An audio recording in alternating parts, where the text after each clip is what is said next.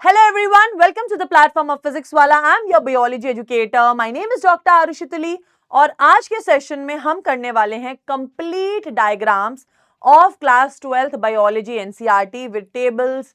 हर एक डायग्राम जो आपकी क्लास 12th एनसीईआरटी की बायोलॉजी में छपा हुआ है वो आज के लेक्चर में है और इस लेक्चर को मैं एकदम छोटा बनाऊंगी आप लोगों के लिए, एकदम क्रिस्प फॉर्मेट में, ताकि आप इसको 2x की स्पीड पे चलाकर हर चीज देख पाएं. जो जो डायग्राम्स इंपॉर्टेंट है मैं उन पे वेरी वेरी इंपॉर्टेंट भी आपको लिख दूंगी, जो आप एग्जाम से कुछ दिन पहले रिवाइज कर सकते हैं. तो चलिए आइए शुरुआत करते हैं without any further wastage of time. Important diagrams of class 12th. सबसे पहला चैप्टर है sexual reproduction in flowering plants. हम इसके डायग्राम्स को देख लेते हैं. तो भाई सबसे पहला डायग्राम आता है फ्लावर का, जहां पे पार्ट्स ऑफ फ्लावर को एक्सप्लेन किया गया है. हमें पता है पार्ट्स ऑफ फ्लावर में जो सबसे बाहर वाला रीजन होता है that is called as the petal. Petal बहुत सारे कलर्स की होती हैं. यहाँ पे जो ग्रीन कलर की हैं दैट इज सेपल्स. फिर जैसे ही हम अंदर की तरफ जाते हैं we have the male part, the androecium और द स्टेमेन, जिसमें होता है एंथर एंड फिलामेंट. फिर भाई हम सबसे अंदर जाते हैं we have the female part, जहां होता है स्टिग्मा, स्टाइल एंड ओवरी. ठीक है, यहां पर आपको याद रखना है फर्स्ट वर्ल होता है सेपल, सेकंड वर्ल होता है आपका पेटल, थर्ड वर्ल होता है आपका male part and fourth whorl होता है आपका फीमेल पार्ट. हम बाहर से अंदर की तरफ ऐसा अरेंजमेंट करते हैं. ठीक है, चलते हैं अब हम हमारे सेकंड डायग्राम की तरफ, विच is a cross section of anther. So basically आप लोगों का जो एंथर होता है बाइलोब्ड होता है, इसमें दो लोब होते हैं. अब अगर आप इसको काट के ऊपर की तरफ से देखेंगे तो आपको नजर आएगा कि एक लोब के अंदर दो थीका होते हैं. ठीक है, तो इट इज बेसिकली टेट्राथीकस, बट आपकी एनसीईआरटी में एक लोब के हिसाब से ही बताया गया है कि एक लोब में दो थीका है, इसलिए वो इसे डायथीकस कहते हैं. ठीक है, यहां पे ये है माइक्रोस्पोरेंजियम. जब ये माइक्रोस्पोरेंजियम इनके अंदर बाद में पोलन बना लेते हैं, हम उसको पोलन सैक कहने लगते हैं. यहां पर ये एक लाइन दिख रही है, this is called as line of dehiscence. जब भाई एंथर फटता है और इसमें से पोलन ग्रेन्स निकलते हैं, वो इसी जगह से टीयर होता है.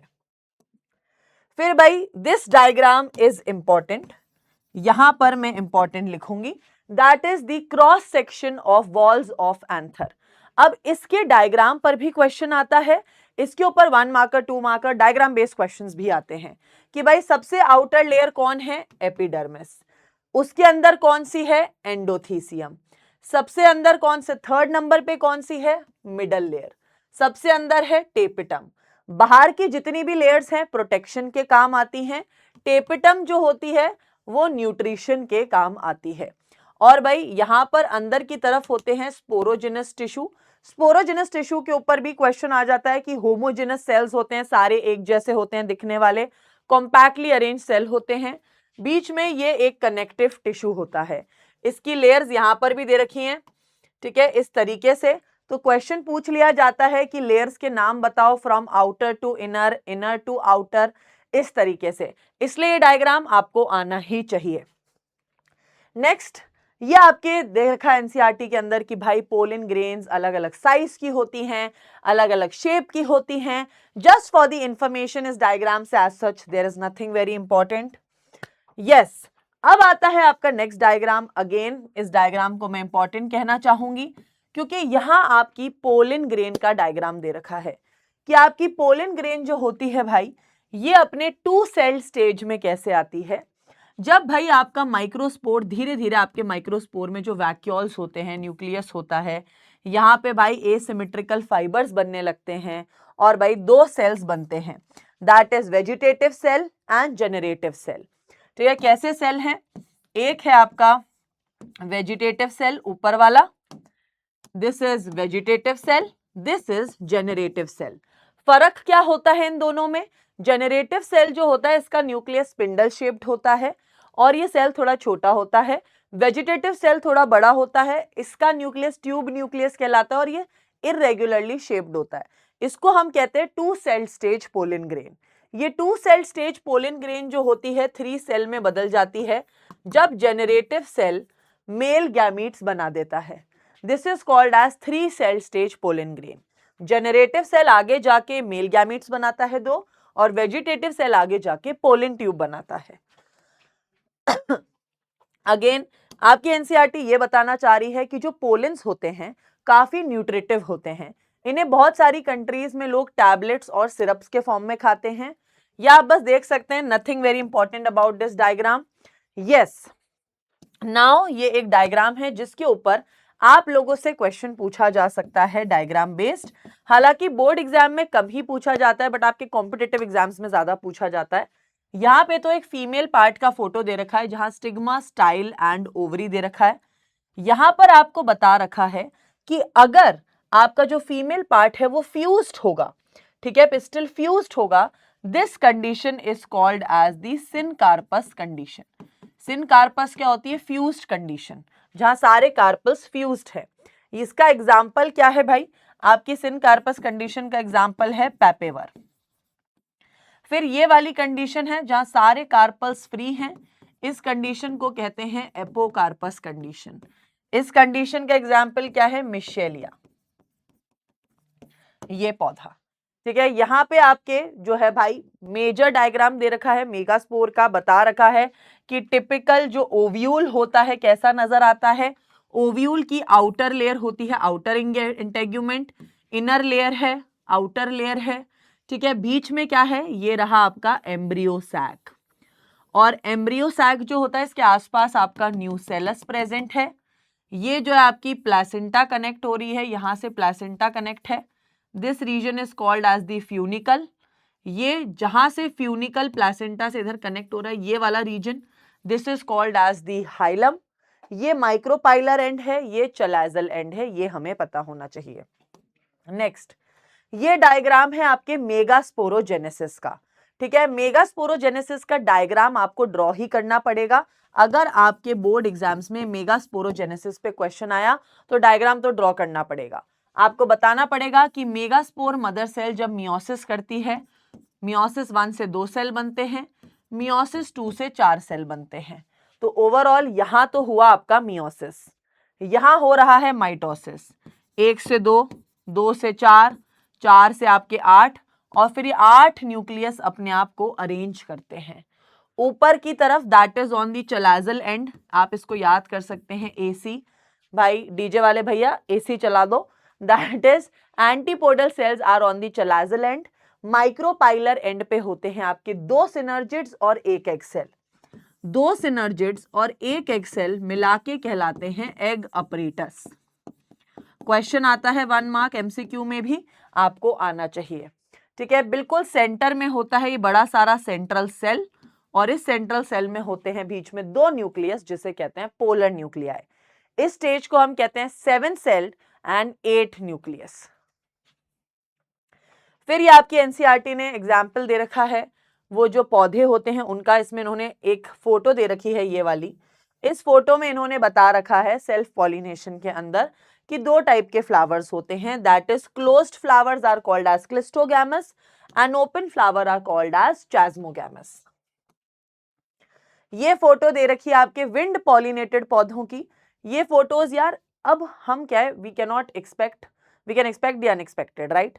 कोई भी फोटो आपके आ सकती है पेपर में, हम ये कह सकते हैं पूछ ले क्या है, तो हमें पता होना चाहिए यार ये फेदरी से जो स्टिग्मा है, ठीक है। क्योंकि यार विंड पॉलिनेटेड पौधों को लगता है यार अगर कोई पोलन ग्रेन उड़ते हुए आ रही है तो हमारे फेदर्स में फंस जाए, तो इसलिए विंड पॉलिनेटेड पौधों के जो ये पूरा फीमेल पार्ट होता है स्टिग्मा वगैरह, वो काफी फेदरी होता है।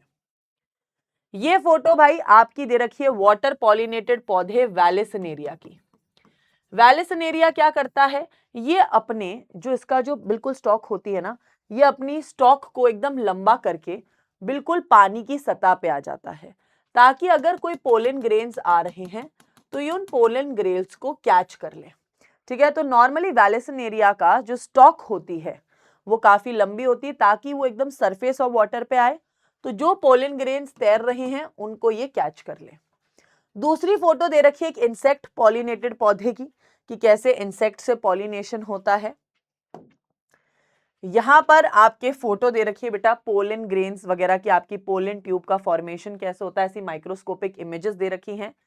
ये एक डायग्राम है स्पेशली ये वाला, ये वाला डायग्राम आपके एग्जाम में बनाने आता है बहुत बार, जब आपके एग्जामिनर पूछता है कि हमें दिखाओ पोलन ट्यूब का फॉर्मेशन कैसे हुआ है, कि यहाँ पे पोलन ट्यूब आई, वो इस एंड से अंदर गई, यहाँ पे लेबलिंग करके दिखाओ, तो हर चीज पूछता है। तो यार ये डायग्राम इज वेरी इंपॉर्टेंट, इस पे क्वेश्चन आए हुए हैं बहुत बार। यहाँ पे आपको दिखा रखा है डबल फर्टिलाइजेशन। ये बता रहे हैं कि एक मेल गैमीट जो एग अपरेटस, एग सेल से फ्यूज होता है, और जो दूसरा होता है वो पोलर न्यूक्लियाई के साथ फ्यूज होता है। ये है आपके एम्ब्रियोस की इमेजेस, कि एम्ब्रियो का डेवलपमेंट कैसे होता है।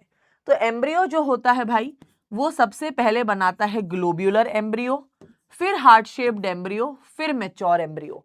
आपको मेनली सीक्वेंस पता होनी चाहिए कि globular embryo, heart shaped embryo, फिर मैच्योर एम्ब्रियो, है ना।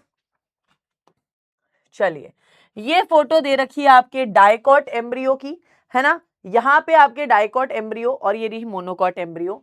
डाइकॉट एम्ब्रियो में आप देखोगे आपको दो कॉटिलिडन्स नजर आएंगे, नीचे की तरफ आपको रेडिकल, ऊपर की तरफ आपको प्लिम्यूल नजर आएगा।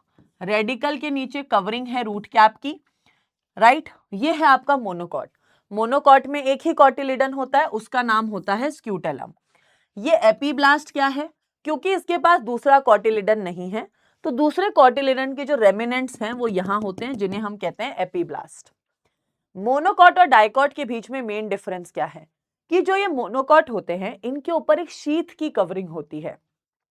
प्लिम्यूल के ऊपर कवरिंग होती है एक सीलप्टाइल की, और रेडिकल के कवरिंग होती है सीलोराइजा की। ये एक चीज है जो प्लिम्यूल और रेडिकल के पास होती है मोनोकॉट्स में। ये डायग्राम है जहां पे इन्होंने काफी सारे सीड्स की इमेज दी है।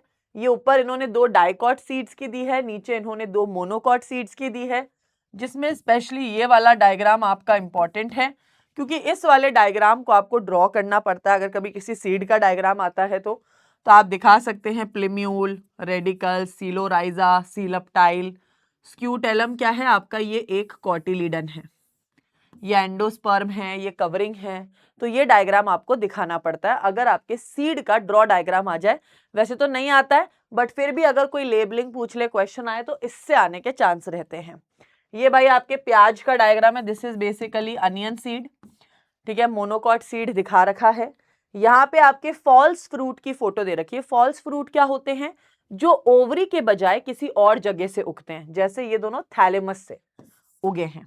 तो ये स्ट्रॉबेरी की फोटो दे रखी है, एप्पल की फोटो दे रखी है। फिर आता है हमारा second chapter, that is human reproduction. Human reproduction में सबसे पहले आपके मेल रिप्रोडक्टिव सिस्टम का लेटरल क्रॉस सेक्शन का फोटो है। लेटरल क्रॉस सेक्शन के फोटो में आप देख सकते हैं कि the enlarge part of the penis is called as the glans penis.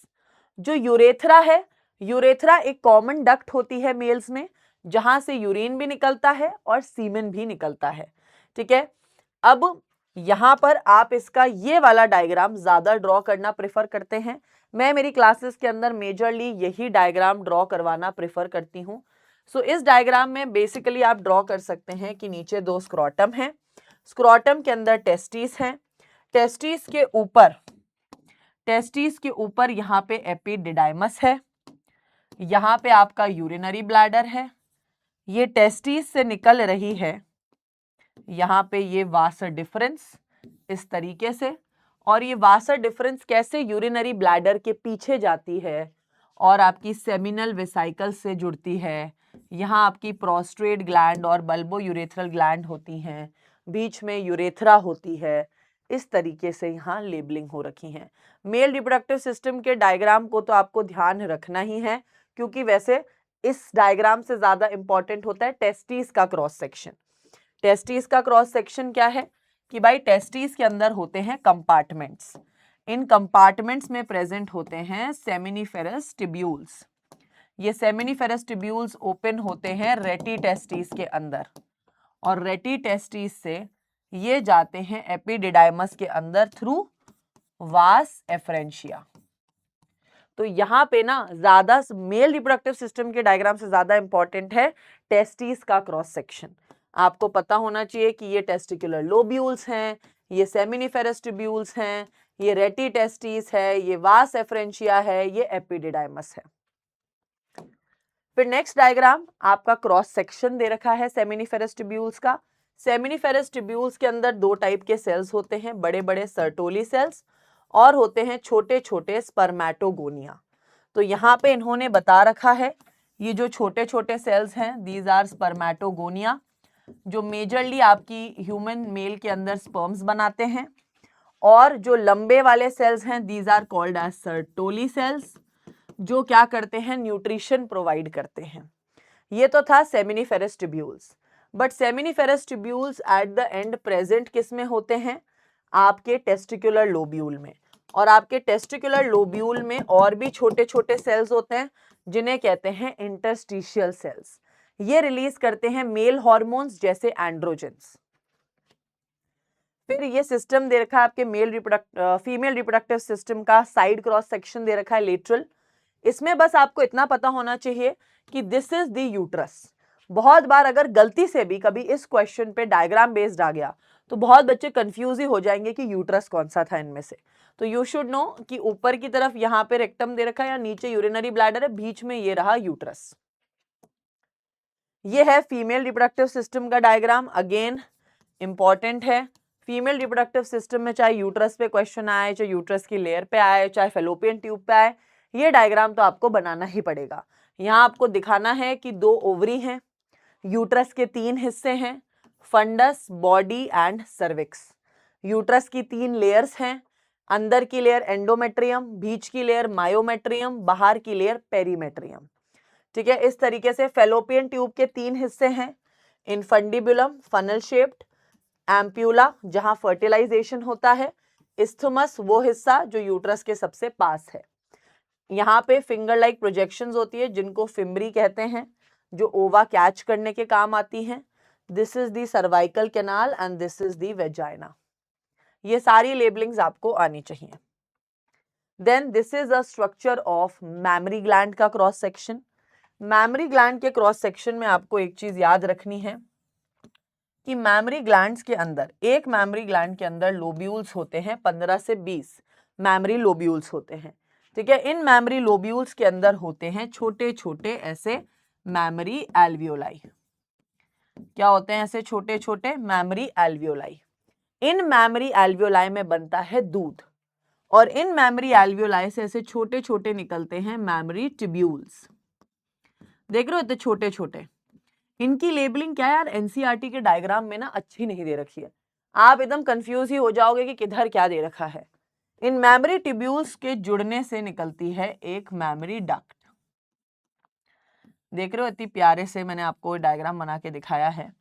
In memory tubules के जॉइंट होने से निकलती है मैमरी डक्ट, और ये मैमरी डक्ट ऐसे फूलती है और आगे की तरफ जॉइन होती है। ठीक है, ये मैमरी डक्ट से यहाँ पे जो आप देख रहे हो फूला हुआ रीजन, इसे कहते हैं मैमरी एम्प्यूला, जहाँ पे टेम्परली दूध स्टोर होता है।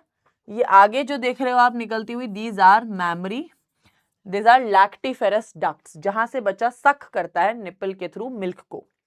निपल के आसपास का जो रीजन होता है थोड़ा डार्क होता है, जिसे हम कहते हैं एरियोला।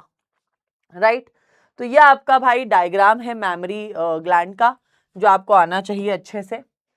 फिर भाई ये डायग्राम है, अगेन ये डायग्राम आपका इंपॉर्टेंट है।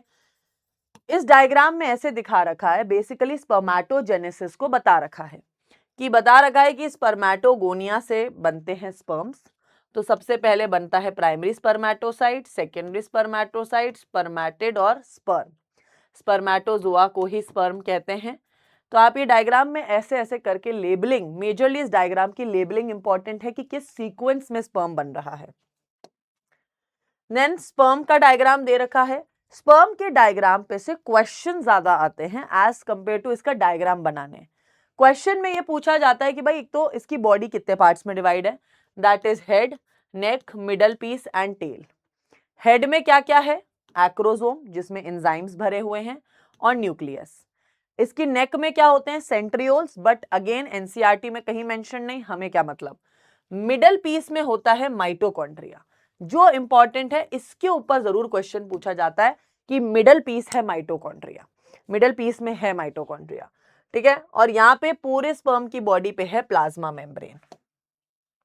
वेरी वेरी इंपॉर्टेंट, मतलब मैं जितना इसको बोलूं उतना कम है भाई इस डायग्राम के लिए, उतना कम है इस डायग्राम के लिए। ये बहुत ही बेहद ही इंपॉर्टेंट डायग्राम है।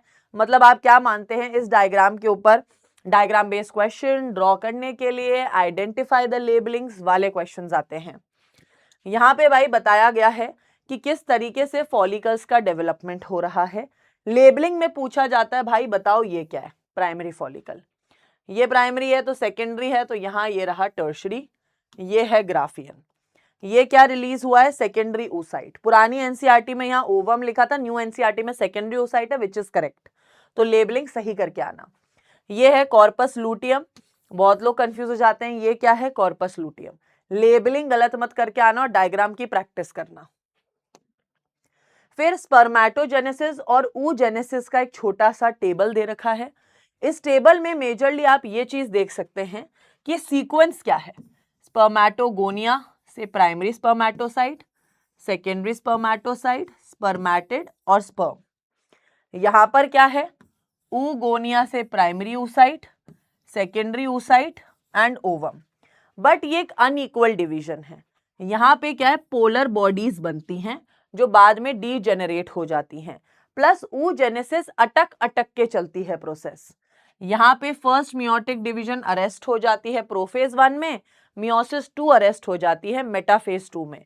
तो ये बेसिकली चार्ट हैं जो आपको पता होने चाहिए। ये मेंस्ट्रुअल साइकिल का ग्राफ, अगेन इंपॉर्टेंट। अगर मेंस्ट्रुअल साइकिल पे कोई क्वेश्चन आए, वैसे तो एग्जामिनर यूजुअली बोलते नहीं है कि आप मेंस्ट्रुअल साइकिल का ग्राफ बना के आइए, बट मैं एज अ टीचर आपको ये बोलूंगी, if you want good marks in your exams, कोई भी चीज अगर 3 नंबर की है अप्रॉक्स और आपको लग रहा है आप उसको डायग्राम बना के और बेहतर तरीके से बता सकते हैं, तो बिल्कुल बताइए। यहाँ पे हम देख सकते हैं कि एक फीमेल के पीरियड शुरू हुए, पीरियड शुरू हुए हैं, तो एस्ट्रोजन और प्रोजेस्टेरोन एकदम नॉर्मल है, FSH और LH हैं, ठीक है। अब धीरे धीरे 3 से 5 दिन में पीरियड्स खत्म हो गए, फिर शुरू हुआ प्रोलिफरेटिव फेज। प्रोलिफरेटिव और फॉलिकुलर फेज में क्या हुआ, फॉलिकल्स का डेवलपमेंट शुरू हुआ। फॉलिकल्स कैसे बने, प्राइमरी, सेकेंडरी, टर्शरी, ग्राफियन। जैसे ही ग्राफियन फॉलिकल तक बने, किसकी वजह से बन रहे हैं, FSH हार्मोन। फिर by 14th day, that is middle of the cycle में होता है ओव्यूलेशन। ओव्यूलेशन क्या होता है, जब ये ग्राफियन फॉलिकल फट जाता है और सेकेंडरी oocyte रिलीज हो जाता है। सेकेंडरी oocyte रिलीज होने को ही ओव्यूलेशन कहते हैं। ये जो बचा हुआ हिस्सा है ये डीजेनरेट होके कॉर्पस लूटियम बना लेता है। बट आपको याद रखने की बात क्या है कि ओव्यूलेशन के दौरान LH सर्ज होता है, मतलब LH अपनी पीक पे आता है। और जब ग्राफियन फॉलिकल बनता है तो एस्ट्रोजन भी पीक दिखाता है। आप देखना, ये एस्ट्रोजन की पीक ओव्यूलेशन वाले दिन की नहीं है, ओव्यूलेशन से एक दिन पहले की है, जब ग्राफियन फॉलिकल था।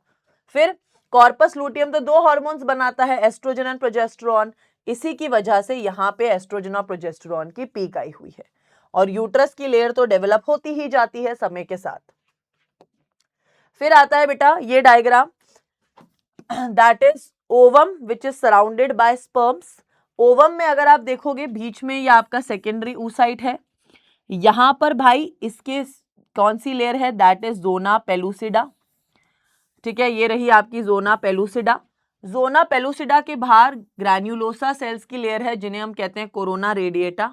बीच में एक स्पेस है जिसे कहते हैं पेरीवेटेलाइन स्पेस, और ये बहुत सारे स्पर्म्स अंदर आने की कोशिश कर रहे हैं।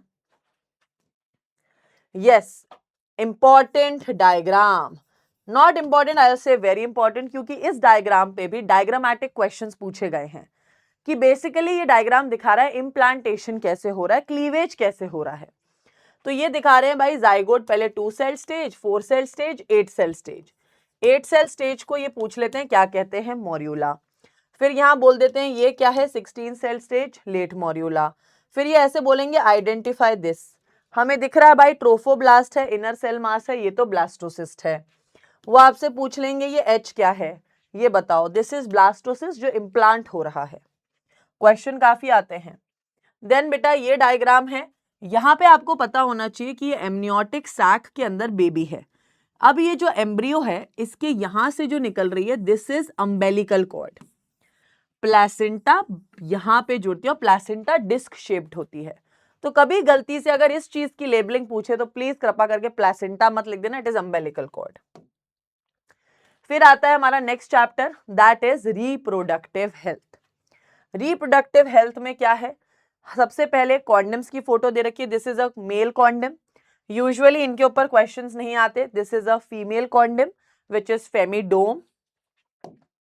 यहां पर दे रखी है एक आईयूडी इंट्रा यूट्राइन डिवाइस की फोटो, आइडेंटिफाई करना आना चाहिए, बाकी क्वेश्चंस नहीं आते हैं ज्यादातर इस पे, ठीक है, मतलब डायग्राम पे नहीं आते उसके, वैसे आईयूडी पे आते हैं। ये हैं इम्प्लांट्स जो सिलिकॉन बेस्ड होते हैं, जो स्किन के अंदर लगाए जाते हैं। यहाँ पे फोटो दे रखी है सर्जिकल मेथड्स की। मान लीजिए भाई कोई पेरेंट है, उनके बच्चे हो चुके हैं, they don't want to get pregnant anymore, तो अगर फीमेल भाई कराएंगी अपनी नसबंदी, हम हिंदी में कह सकते हैं, तो इस प्रोसीजर को हम कहते हैं ट्यूबेक्टोमी। ट्यूबेक्टोमी क्या होता है, जब एक फीमेल अपनी फेलोपियन ट्यूब को कटवा ले, ताकि जो ओवा है उसका ट्रांसपोर्ट ही नहीं हो पाएगा, तो फर्टिलाइजेशन कैसे होगा, तो भाई बच गए। यहाँ पे मेल में क्या होती है, that is tubectomy, sorry vasectomy. Vasectomy में क्या होता है, मेल की वासा डिफरेंस को काट के बांध दिया जाता है, ताकि जो स्पर्म्स का ट्रांसपोर्ट है वो रुक जाए। तो भाई सीधी सी बात है, स्पर्म का ट्रांसपोर्ट रुक जाएगा तो प्रेगनेंसी के चांसेस निल हो गए। तो ये दोनों टेक्निक्स हैं, फोटो से पहचान में आनी चाहिए बस। फिर हम मूव करते हैं हमारे फोर्थ चैप्टर पे, that is principles of inheritance and variation. इस चैप्टर में भाई सबसे पहले जो मेंडल ने 7 कैरेक्टर्स चूज किए थे, मतलब 14 ट्रेट्स चूज किए थे, उनका diagram is not important but features are definitely important, कि भाई राउंड ज्यादा इसका डोमिनेंट है, रिंकल्ड रिसेसिव है, स्टेम हाइट टॉल डोमिनेंट है, ड्वार्फ रिसेसिव है, स्पेशली फ्लावर पोजीशन तो बच्चों को याद ही नहीं रहती कि डोमिनेंट एक्सियल है, टर्मिनल रिसेसिव है, तो इन सारी चीजों को याद होना चाहिए, diagram is not that important. यहां पे दूसरा डायग्राम है, जहां पे मेंडल ने दिखाया है कि किस तरीके से उन्होंने पॉलिनेशन करवाया था और किस तरीके से सारे पौधे आए थे। तो जब सारे पौधे बने थे तो ये सारे ही टॉल थे। अब उन्हें समझ ही नहीं आ रहा था कि इनमें से होमोजाइगस टॉल कौन है, हेट्रोजाइगस टॉल कौन है। ये डायग्राम भी इंपॉर्टेंट नहीं है आपके लिए। ये मोनोहाइब्रिड क्रॉस का डायग्राम है, जहां पे उन्होंने दिखाया है कि जब आप एक टॉल और ड्वार्फ पेरेंट को क्रॉस करते हो तो आपके F1 जनरेशन ऐसी आती है, पर आप देख के नहीं बता सकते ये हेट्रोजाइगस है दोनों, इनकी सेल्फिंग कराते हो, मतलब सेल्फ पॉलिनेशन। तो F2 जनरेशन में रेशियो आ जाता है 3:1, 3 tall 1 dwarf, this is a phenotypic ratio.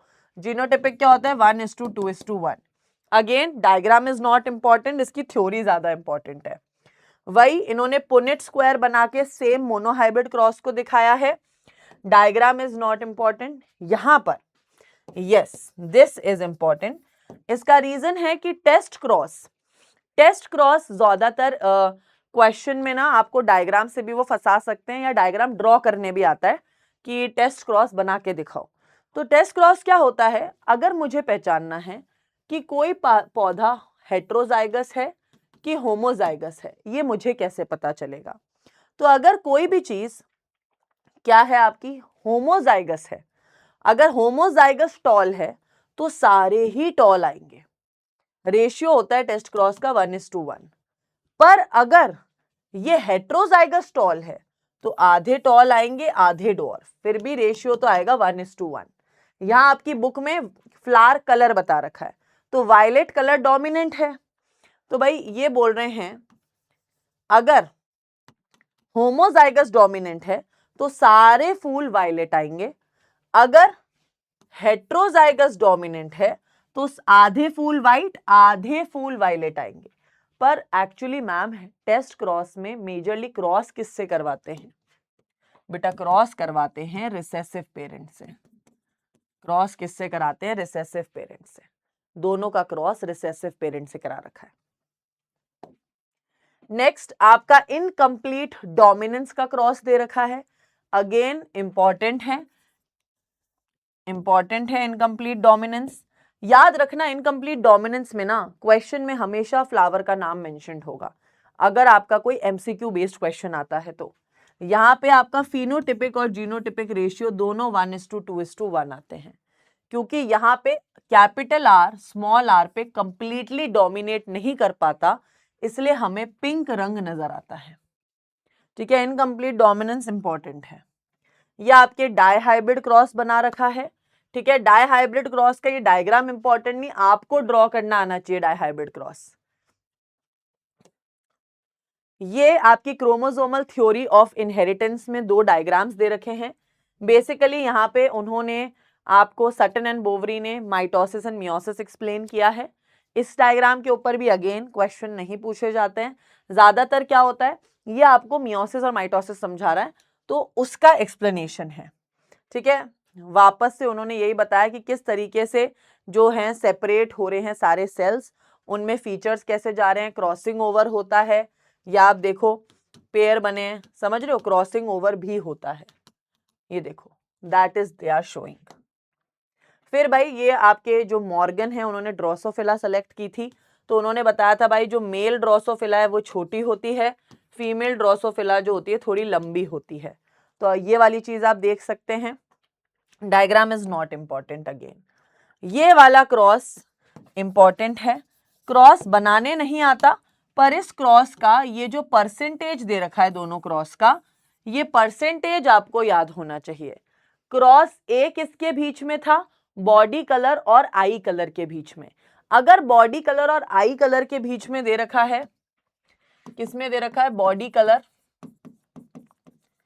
And I colour के बीच का क्रॉस दे रखा है, तो आपको पता होना चाहिए कि पेरेंटल कॉम्बिनेशन है 98.7%, रिकॉम्बिनेंट बनेंगे 1.3%। और अगर क्रॉस दे रखा है आई कलर एंड विंग टाइप में, तो आपको पता होना चाहिए कि पेरेंटल कॉम्बिनेशन है 62.8% एंड रिकॉम्बिनेंट है 37.2%। यहां पे ये रिकॉम्बिनेंट ज्यादा क्यों है, क्योंकि भाई डिस्टेंस ज्यादा है।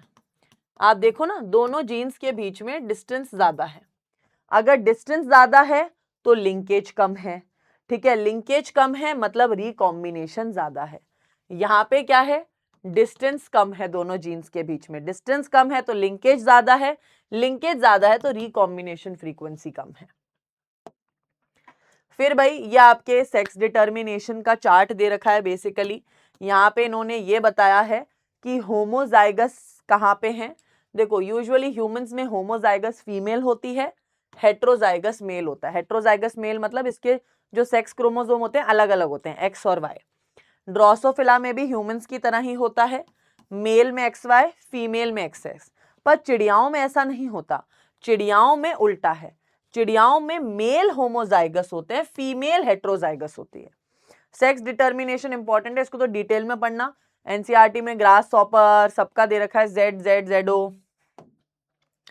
यहां पे आपका दे रखा है sex determination in honey bee, important. हालांकि डायग्राम इंपॉर्टेंट नहीं है, इसका चार्ट इंपॉर्टेंट है। अगर आप लोग मेरे से पढ़ते हैं, मेरे कोई वीडियो से पढ़ रहे हैं, तो बेटा इसका चार्ट जरूर देखना। ये बस ये चार्ट ये बताता है कि जो फीमेल है वो क्या करती है, मियोसिस करके गैमीट्स बनाती है, और जो मेल है उसके पास 16 ही है क्रोमोसोम, वो माइटोसिस करके गैमीट बनाता है। और भाई ये इसका गैमीट और इसका गैमीट मिलके बच्चा बना सकता है, या तो फीमेल भी या वर्कर भी। पर ये बिना मेल के, ये तो एक केस था, पर ये बिना मेल के पार्थिनोजेनेसिस करके भी बच्चा बना सकती है ड्रोन्स। तो भाई जो फीमेल होती है वो मेल के साथ फ्यूज होकर भी बच्चा बना सकती है, और मेल अगर नहीं है उसके बिना पार्थिनोजेनेसिस के बिना भी बच्चा बना सकती है। बट ये एनसीईआरटी का चार्ट इतना वेल डिफाइंड नहीं है। ठीक है, नेक्स्ट ये आपके बस कुछ सिंबल्स दे रखे हैं, दैट इज पेडिग्री एनालिसिस के, कि आप मेल को स्क्वायर से रिप्रेजेंट कर सकते हैं, फीमेल को सर्कल से, सेक्स अनस्पेसिफाइड को इस तरीके से, अफेक्टेड इंडिविजुअल सॉलिड कलर में होता है। ये आप देख सकते हैं पेडिग्री एनालिसिस में हेल्प करता है। कई बार मैच द कॉलम में पूछ लिया जाते हैं सिंबल्स पर, but not as important. Pedigree अगर आप ओवरऑल समझते हैं तो ये सिंबल्स आपको ऑटोमेटिकली याद हो जाते हैं। ये यहां पर क्या इंपॉर्टेंट है कि ये पेडिग्री में हम गेस करना है कि किस चीज का है। तो हम देख सकते हैं यार यहाँ पे 3 जनरेशन्स हैं, ये माँ बाप, इनके बच्चे और फिर इनके बच्चे।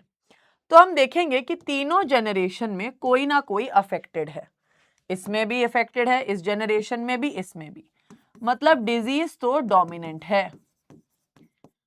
यहां पे मदर से सन को जा रही है बीमारी, बट मदर से डॉटर को भी जा रही है, मतलब ये सेक्स लिंक्ड नहीं है। It is a autosomal dominant बीमारी। ऑटोसोमल डोमिनेंट का एक ही एग्जांपल है आपकी एनसीईआरटी में, दैट इज मायोटोनिक डायस्ट्रोफी। दूसरा चार्ट है, इसमें भी 3 ही जनरेशन्स दे रखी हैं, तीनों जनरेशन में बीमारी नहीं है जैसे इसमें नहीं है, विच मीन्स ये एक रिसेसिव डिसऑर्डर है। यहां पे हम देख सकते हैं कोई मेल से डॉटर में बीमारी नहीं जा रही, फादर से है ना डॉटर में नहीं जा रही, मदर से सन में नहीं जा रही, मतलब ये सेक्स लिंक्ड तो नहीं है। It is autosomal recessive. Autosomal recessive में सिकल सेल अनीमिया की कंडीशन है। क्लियर? यहाँ पे इन्होंने पॉइंट म्यूटेशन का एग्जाम्पल दे रखा है सिकल सेल अनीमिया का। सिकल सेल अनीमिया में इन्होंने एक चीज बता रखी है कि सिकल सेल अनीमिया में जीन में म्यूटेशन होता है, यहाँ ए की जगह यू आ गया, तो यहाँ 6th पोजीशन पे ग्लूटामिक एसिड बनने की बजाय क्या बन गया? वेलाइन बन गया। तो आपको पता होना चाहिए कि सिकल सेल अनीमिया में GAG की जगह GUG होता है, जिसमें ग्लूटामिक एसिड की जगह वेलाइन बन जाता है। कौन सी पोजीशन पे? 6th पोजीशन पे। अगेन डायग्राम इंपॉर्टेंट नहीं है, कॉन्सेप्ट इंपॉर्टेंट है। ये फोटो दे रखी है डाउन सिंड्रोम के एक बच्चे की, कि इसका हेड राउंड है, ब्रॉड फ्लैट फेस है ना, इनके लूप्स हैं फिंगर्स पे। यहां पर इंपॉर्टेंट क्या है इस डायग्राम में कि 21st क्रोमोसोम की ट्राइसोमी है। तो 21st क्रोमोसोम पे 2 की जगह 3 क्रोमोसोम बने हुए हैं। तो कभी आपके बोर्ड एग्जाम में ऐसा एक चार्ट आ जाए तो आप यहां गौर देना कि कहीं किसी क्रोमोसोम में घटावट या बढ़ोतरी तो नहीं है। ये दे रखा है भाई आपका डायग्राम, दैट इज क्लाइनफिल्टर सिंड्रोम का एंड टर्नर सिंड्रोम का। ठीक है, यहां पे आपको पता होना चाहिए दोनों सेक्स क्रोमोसोम की डिजीज होती हैं। ठीक है, फोटो दे रखी है, ज्यादा आपको डेप्थ में जाने की जरूरत नहीं, आप सिर्फ इन डिजीजेस के बारे में पढ़िए, इनकी फोटो पे से क्वेश्चन नहीं आता है। Next, molecular basis of inheritance वाला चैप्टर शुरू करते हैं। इतनी स्पीड में, इतनी कंटिन्यूसली बोल रही हूं मैं, तो पानी पी लेती हूं।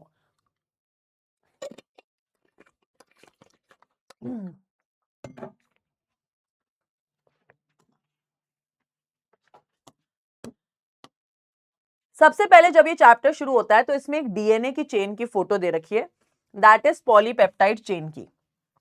हमें पता है कि डीएनए की लेंथ कैसे नापते हैं? नंबर ऑफ न्यूक्लियोटाइड से। नंबर ऑफ न्यूक्लियोटाइड क्या होते हैं? न्यूक्लियोटाइड किस चीज से बनता है? फॉस्फेट, शुगर और नाइट्रोजनस बेस से। तो हम देख सकते हैं यहाँ पे कितने सारे न्यूक्लियोटाइड्स हैं जिनसे ये चेन बन रही है। बहुत सारे न्यूक्लियोटाइड्स के जुड़ने से चेन बन रही है। यहाँ पे इंपॉर्टेंट, इस डायग्राम में इतना इंपॉर्टेंट नहीं, बस आपको बॉन्ड्स का नाम पता होना चाहिए कि नाइट्रोजनस बेस शुगर से जुड़ता है एन ग्लाइकोसिडिक लिंकेज से, फॉस्फेट शुगर से जुड़ता है फॉस्फोएस्टर बॉन्ड से। दूसरे डायग्राम में यहां पे बता रखा है कि डीएनए तो डबल स्ट्रैंडेड होता है, तो ये रहा एक स्ट्रैंड, ये रहा दोनों स्ट्रैंड। दोनों स्ट्रैंड आपस से जुड़े होते हैं हाइड्रोजन बॉन्ड से। एडेनाइन और थाइमीन के बीच में होता है डबल बॉन्ड, साइटोसिन और ग्वानिन के बीच में होता है ट्रिपल बॉन्ड। ठीक है, देन बता रखा है आपके डीएनए का फोटो दे रखा है, दिखा रखा है कि एडेनोन और थाइमीन का बॉन्ड और साइटोसिन और ग्वानोसाइन का बॉन्ड। यहां बता रखा है कि बैकबोन ऑफ डीएनए शुगर और फॉस्फेट से बनी होती है। Central dogma important, short note में क्वेश्चन आ जाता है। सेंट्रल डोग्मा क्या होता है? डीएनए से आरएनए बनने को कहते हैं ट्रांसक्रिप्शन, आरएनए से प्रोटीन बनने को कहते हैं ट्रांसलेशन। ये प्रोसेस सीधी होती है, इसका सिर्फ एक एक्सेप्शन है, जैसे वायरसेस में होता है, जब आरएनए से डीएनए बन जाता है रिवर्स ट्रांसक्रिप्शन। फिर ये डायग्राम आपके दे रखा है, दैट इज न्यूक्लियोसोम का। न्यूक्लियोसोम एग्जैक्टली किन चीजों से बनता है?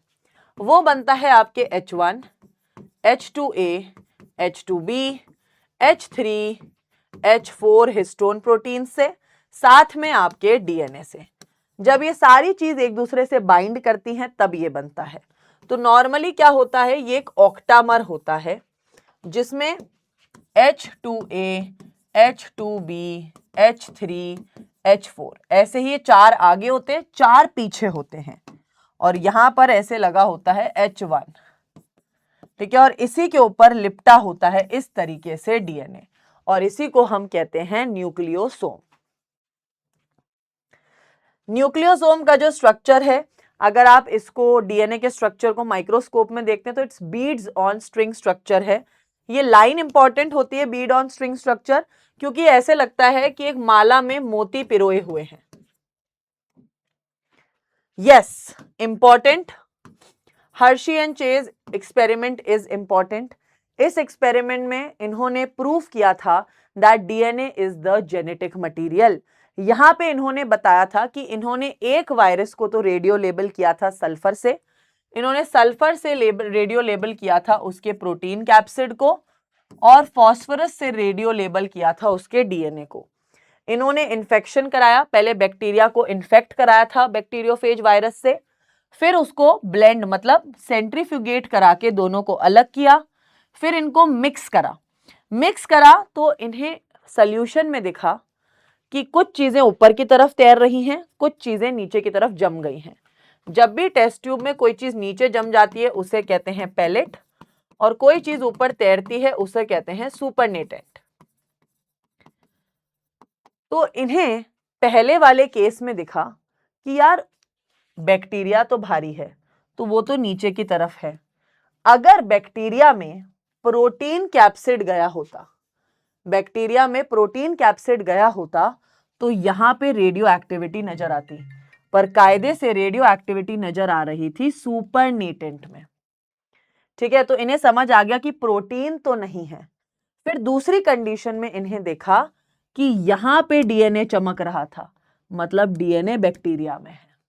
ठीक है, तो DNA is the genetic material. यहां पे बस ये आपका एक स्ट्रक्चर दे रखा है वॉटसन एंड क्रिक कि डीएनए का स्ट्रक्चर होता है सेमी कंजर्वेटिव। सेमी कंजर्वेटिव का मतलब क्या है, जैसे डीएनए में 2 स्ट्रैंड्स हैं, तो जब डीएनए रेप्लिकेट करता है तो इसका पेरेंट स्ट्रैंड हमेशा आता है और एक नया स्ट्रैंड बनता है। तो जो पुराना स्ट्रैंड होता है उसको हम टेम्पलेट स्ट्रैंड कहते हैं, और this is the new daughter strand. तो डीएनए एक सेमी कंजर्वेटिव नेचर शो करता है, मतलब उसका हमेशा एक स्ट्रैंड पुराना होता है, एक पेरेंट से आता है, और एक स्ट्रैंड नया बनता है रेप्लिकेशन के दौरान।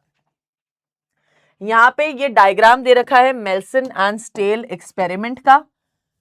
मेल्सन एंड स्टेल ने semi conservative nature of DNA को प्रूव करने के लिए ही एक्सपेरिमेंट किया था। इन्होंने आइसोटोप्स लिए थे N15 और N14 के। इन्होंने सबसे पहले डीएनए को डिप किया था N15 मीडियम में। अब भाई N15 मीडियम में होगा तो दोनों स्ट्रैंड ऑफ डीएनए N15 थे। अब N15 तो हैवी आइसोटोप है, तो ये पीछे की तरफ आ रहे थे जब सेंट्रीफ्यूगेट किया। फिर 20 मिनट तक इनको N14 मीडियम में डाला, तो इनका एक स्ट्रैंड N14 बन गया, एक स्ट्रैंड N15 ही रहा। तो ये यहाँ पे हमें दिख रहा है semi conservative nature of DNA, मतलब एक स्ट्रैंड पुराना है, दोनों सेपरेट हुए और 2 नए बन गए। फिर इन्होंने जब इसे 40 मिनट्स के लिए छोड़ा, मतलब 20 मोर मिनट्स के लिए छोड़ा, तो इन्होंने देखा कि वापस 2 N14 के स्ट्रैंड्स बने। इसी तरीके से ये देख रहे थे, इन्होंने semi conservative nature of DNA को प्रूफ किया था।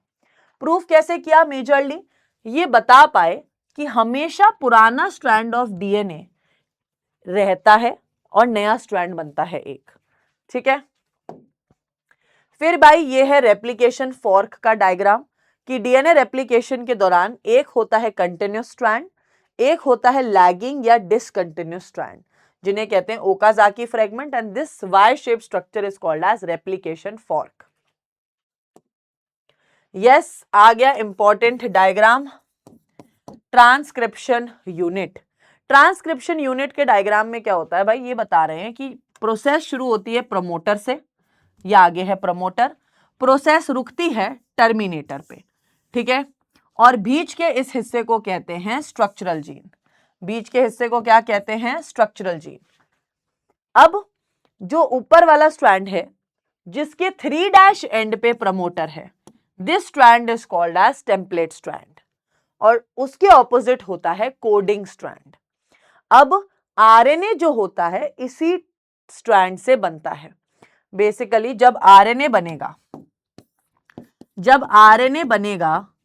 तो आरएनए जो होता है टेम्पलेट स्ट्रैंड के कॉम्प्लीमेंट्री होता है और कोडिंग स्ट्रैंड से एग्जैक्ट सेम होता है। क्योंकि ये डीएनए तो इसमें टी होता है, इसमें यू होता है, बस इतना ही फर्क। टेम्पलेट भाई इस पूरे यूनिट पे, इसके डायग्राम पे, इसके ऊपर आरएनए कैसे बनता है उसके ऊपर क्वेश्चंस पूछे जाते हैं, तो it's a important diagram. Question कैसे आते हैं, क्वेश्चन भी आपको बता देती हूं। मान लीजिए यहां पर एक सीक्वेंस दे रखी है, इसकी ऑपोजिट ये होगी। अब क्वेश्चन बोल देगा कि उन्होंने आपको दे दिया टेम्पलेट स्ट्रैंड, अब वो बोलेंगे ड्रॉ कोडिंग स्ट्रैंड, तो आप ऑपोजिट बना सकते हो, या वो आपको कोडिंग स्ट्रैंड दे देंगे, बोलेंगे टेम्पलेट स्ट्रैंड बनाओ, आप बना सकते हो। पर अगर इन दोनों में से कोई एक दिया, मान लो टेम्पलेट दिया और बोला आरएनए बनाओ, तो याद रखना टेम्पलेट स्ट्रैंड 3' to 5' है, तो आरएनए ऑपोजिट होगा। यहां पे G है तो आरएनए में होगा C, A है तो यहां U, T है तो A और G, आरएनए बनेगा इसके कॉम्प्लीमेंट्री और कोडिंग स्ट्रैंड से एकदम सेम। ये देखो CC, T की जगह बस U, AA, GG। तो आरएनए जो होता है कोडिंग स्ट्रैंड से सिमिलर बनता है पर टेम्पलेट स्ट्रैंड के कॉम्प्लीमेंट्री बनता है। यहां पे आपके ट्रांसक्रिप्शन दे रखा है इन bacteria that is in prokaryotes. 3 step procedure है, इंपॉर्टेंट है, डायग्राम आपके लिए बनाने भी आता है। मेजरली ये बता रहा है इसमें 3 स्टेप्स हैं, इनिशिएशन, इलोंगेशन एंड टर्मिनेशन। ठीक है, यहां पे क्या होता है, सबसे पहले आता है सिग्मा फैक्टर। सिग्मा फैक्टर क्या करता है, प्रोसेस को स्टार्ट करवाता है। ये आरएनए पॉलीमरेज को लेके आता है। इनिशिएशन में आरएनए पॉलीमरेज सब इलोंगेशन करेगा, आरएनए पॉलीमरेज बनाने लगेगा आरएनए। अब आरएनए तो बन गया, पर अब हमें प्रोसेस को रोकना है। रोकने के लिए आता है रो फैक्टर। जैसे ही रो फैक्टर आता है आरएनए पॉलीमरेज अलग हो जाता है, डीएनए अलग हो जाता है और आरएनए अलग हो जाता है। हमें आरएनए बनाना था, ट्रांसक्रिप्शन में बन गया आरएनए। दूसरा डायग्राम है आपका ट्रांसक्रिप्शन इन यूकैरियोट्स। यूकैरियोट्स में ट्रांसक्रिप्शन में क्या होता है, मेजरली यूकैरियोट्स के पास आरएनए के अंदर बनते हैं coding and non coding regions. Coding regions को कहते हैं एक्सॉन्स, नॉन कोडिंग रीजन्स को कहते हैं इंट्रॉन्स। अब जब आरएनए बनता है तो हम करते हैं उसकी कैपिंग करते हैं हम मिथाइल ग्वाइनोसाइन ट्राइफॉस्फेट से 5' एंड पे। आप आरएनए के 5' एंड पे टोपी पहना देते हो और इसके पीछे वाले हिस्से में पूंछ पहना देते हो, विच इज कॉल्ड एज पॉलीएडिनाइलेशन। पॉलीएडिनाइलेशन मतलब होता है आप बहुत सारे एडिनाइन ऐड कर देते हो आरएनए की पूंछ में। और बीच में स्टेप होता है स्प्लाइसिंग। स्प्लाइसिंग मतलब होता है जो नॉन कोडिंग रीजन है इंट्रॉन्स, इनको रिमूव करना। आपका आरएनए रेडी हो गया, इसमें से नॉन कोडिंग रीजन्स हट गए, आगे की तरफ है कैप, पीछे की तरफ है टेल, और हो गया काम। This is the RNA in eukaryotes. यह आपकी एनसीईआरटी में फोटो दे रखा है, दैट इज जेनेटिक कोड का। मैम जेनेटिक कोड में हमें समझ ही नहीं आता है कौन कौन से जेनेटिक कोड्स याद करें। तो भाई सबसे पहले तो आप 3 स्टॉप कोडॉन्स याद कर लो, UAA, UAG एंड UGA। ठीक है, उसके अलावा आप याद कर सकते हो भाई ट्रिप्टोफैन जो है ये एक लौता ऐसा अमीनो एसिड है जो भाई एक ही कोडॉन से कोड होता है, दैट इज UGG। फिर क्या होता है, जेनेटिक कोड्स में ना पॉइंट्स आते हैं। जब आप फीचर्स ऑफ जेनेटिक कोड पढ़ते हो एनसीईआरटी में कि जेनेटिक कोड शोज डीजेनेरेसी। डीजेनेरेसी का मतलब क्या होता है, एक अमीनो एसिड बहुत सारे कोड से बना होता है। तो उसका एग्जाम्पल देने के लिए आप लोग फिनाइल एलेनिन का एग्जाम्पल याद कर सकते हैं कि फिनाइल एलेनिन UUU से भी बनता है, UUC से भी बनता है, तो आप ये याद कर सकते हैं। तो इस तरीके से आप जेनेटिक कोड के टेबल में ये याद कर लो, साथ में ग्लूटामिक एसिड और वेलाइन का याद कर लो क्योंकि वो point mutation of sickle cell anaemia में काम आता है। ये डायग्राम दे रखा है आपकी एनसीईआरटी में, दैट इज टीआरएनए का। ठीक है, कि टीआरएनए ट्रांसलेशन कैसे कराता है। तो भाई टीआरएनए जो है, सबसे पहले ये रहा आपका एमआरएनए। एमआरएनए में स्टार्ट कोडॉन होता है। ठीक है, स्टार्ट कोडॉन तो वैसे AUG होता है, ये रहा स्टार्ट कोडॉन। ये आपका टीआरएनए क्या करता है, अब आपको ये समझने की जरूरत है, एक छोटी सी डायग्राम से समझाती हूं। तो नॉर्मली क्या होता है, यूकैरियोट्स के अंदर ट्रांसक्रिप्शन तो होता है न्यूक्लियस के अंदर, मतलब डीएनए से आरएनए तो बनता है न्यूक्लियस के अंदर, पर आरएनए आ जाता है साइटोप्लाज्म के अंदर। अब आरएनए को भाई प्रोटीन बनाना है, तो इस आरएनए की मदद करेगा इसका दूसरा आरएनए भाई, जैसे टीआरएनए। तो टीआरएनए क्या करता है, साइटोप्लाज्म में जितने भी अमीनो एसिड्स हैं उनको पकड़ के आरएनए के पास लाता है, ताकि अमीनो एसिड्स की मदद से ये आरएनए क्या बना सके, प्रोटीन बना सके। तो देखिए, ये है एमआरएनए, ये है टी, ये टीआरएनए एक अमीनो एसिड को पकड़ के ला रखा है। इसी तरीके से अमीनो एसिड्स अलग अलग टीआरएनए आते जाते हैं, अमीनो एसिड्स की चेन बनती जाती है। यह आप देख सकते हैं किस तरीके से ट्रांसलेशन हो रहा है। ये अमीनो एसिड है, इसकी इतनी चेन है, अब ये क्या करेगा, ये अपनी पूरी चेन इसको पास करेगा और खुद यहां से एग्जिट हो जाएगा। समझ रहे हो, खुद पास करेगा और यहां से एग्जिट हो जाएगा। वाओ भाई वाओ, मजे ही मजे हैं इसके तो लाइफ में। ठीक है, इस तरीके से चेन बनती है प्रोटीन की। ये डायग्राम इंपॉर्टेंट है। This diagram is lac operon का कॉन्सेप्ट। लैक ओपेरॉन का कॉन्सेप्ट दिया था जैकब एंड मोनार्ड ने। बेसिकली ये एक नेगेटिव रेगुलेशन सिस्टम है। यहां क्या है, आप देख सकते हैं, ये एक डीएनए का स्ट्रैंड है। यहाँ P is promoter, I is regulatory gene, P is promoter, O is operator, ये तीनों हैं स्ट्रक्चरल जीन्स। अब ये प्रोसेस क्या कह रही है कि अगर हमारे पास इंड्यूसर नहीं है तो ये प्रोसेस बंद हो जाती है। जैसे आप देखो, ये I जीन जो है, ये रेगुलेटरी जीन जो है, इसका काम है कंटिन्यूसली प्रोसेस को बंद करवाना। तो ये क्या करता है, रिप्रेसर एमआरएनए बनाता है, रिप्रेसर बनाता है जो ऑपरेटर से चिपक के प्रोसेस को रोक देता है। तो जब तक इंड्यूसर नहीं है ये प्रोसेस आगे बढ़ती ही नहीं है, ना तो ट्रांसक्रिप्शन होता है ना ट्रांसलेशन होता है। पर जैसे ही इंड्यूसर आता है, तो इंड्यूसर क्या आते ही इंड्यूसर इस रिप्रेसर से बाइंड करता है और इस रिप्रेसर को कहता है चुपचाप बैठ, प्रोसेस तो होगी। और प्रोसेस कंटिन्यू होती है, ट्रांसक्रिप्शन भी होता है, ट्रांसलेशन भी होता है। इस डायग्राम में इंपॉर्टेंट क्या है कि Z से कौन सा एंजाइम बन रहा है, बीटा गैलेक्टोसाइडेज, Y से परमीएज, A से ट्रांसएसिटाइलेज। लैक ओपेरॉन पे क्वेश्चन आता है, एग्जैक्ट सेम डायग्राम बना के आना होता है। देन भाई आपके ये ह्यूमन जीनोम प्रोजेक्ट का एक छोटा सा डायग्राम दे रखा है कि ह्यूमन जीनोम जो प्रोजेक्ट है उसमें हम ह्यूमंस के जो सेल्स होते हैं उसमें प्रेजेंट क्रोमोसोम के अंदर के डीएनए की स्टडी करते हैं और उसको हम कंप्यूटर्स के अंदर सेव करते हैं, because it is a complex information. ये डायग्राम आपकी डीएनए फिंगरप्रिंटिंग का है। इस डायग्राम में ये बता रखा है कि मान लीजिए ये है क्रिमिनल के ब्लड का सैंपल। ठीक है, ये क्रिमिनल के ब्लड का सैंपल है। तो आप देखो इसके क्रोमोसोम्स और ये हैं हमारे दो सस्पेक्ट्स। तो भाई ये सैंपल किससे मिल रहा है, हमें दिख रहा है ये sample is exactly similar to this, मतलब ये बंदे का सैंपल है। ये डीएनए फिंगरप्रिंटिंग में यही होता है ना, सीआईडी सबने देखा है कि अगर हमें मर्डर की साइड पे खून मिला, हम उस खून से भाई चेक करेंगे क्या जेनेटिक मटेरियल है, भाई क्या इसकी जेनेटिक मटेरियल है, किसका, क्रिमिनल का। और मान लो पुलिस को दो चोर मिल गए हैं, अब इन दोनों में से कौन है असली चोर कैसे पता चलेगा, हम इनका मैच करेंगे। तो भाई इसमें ये एग्जैक्ट मैच इससे हुआ है। सो बेसिकली ये डीएनए फिंगरप्रिंटिंग का डायग्राम है। नेक्स्ट आता है आपका chapter evolution, that is the 6th chapter. इस चैप्टर में ओ भाई ये diagram very important. Oparin and हेल्डेन की जो केमिकल एवोल्यूशन की थ्योरी थी उसको मिलर एंड यूरे ने प्रूफ किया था। उन्होंने प्रूफ कैसे किया था, उन्होंने एक फ्लास्क के अंदर पानी लिया, इस पानी को हीट किया, जब हीट किया तो इसके वाटर वेपर बने। वाटर वेपर किसके अंदर गया, स्पार्क डिस्चार्जर के अंदर गया।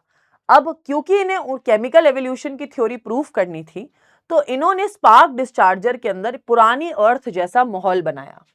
स्पार्क डिस्चार्जर के अंदर इन्होंने 800 डिग्री सेल्सियस टेम्परेचर, 75,000 वोल्टेज और कुछ गैसेस ली, जैसे मीथेन, अमोनिया, वाटर एंड क्या हाइड्रोजन। ये इन्होंने ली इस स्पार्क डिस्चार्जर में। अब इस स्पार्क डिस्चार्जर से जब पानी निकला तो वो बहुत गरम गरम था। फिर ये कंडेंसर लगा हुआ था जो इस पानी को ठंडा कर दे, और फिर ये पानी जाके कलेक्ट हो गया नीचे। और जब उन्होंने 18 दिन बाद आके इस पानी को देखा, तो उन्होंने देखा इस पानी के अंदर उन्हें मिले अमीनो एसिड्स, जिनसे आगे जाके लाइफ बनी थी।